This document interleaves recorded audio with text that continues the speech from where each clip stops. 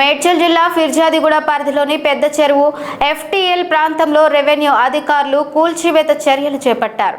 చెరువు పరిధిని ఆక్రమించి అక్రమంగా నిర్మాణాలు చేపడుతున్నారనే ఫిర్యాదులు అందడంతో అధికారులు రంగంలోకి దిగారు. మేడిపల్లి మండలం రెవెన్యూ శాఖ సిబ్బంది స్థానిక అధికారులతో కలిసి ఎఫ్టీఎల్ ప్రాంతాన్ని పరిశీలించి నిబంధనలు ఉల్లంఘించి నిర్మించిన షెడ్లు, గోడలు, ఇతర నిర్మాణాలను తొలగించారు. చెరువు భూములను ఆక్రమించి నిర్మాణాలు చేపట్టడం వల్ల భవిష్యత్తులో వరద ముప్పు పెరిగే అవకాశం ఉందని అధికారులు తెలిపారు.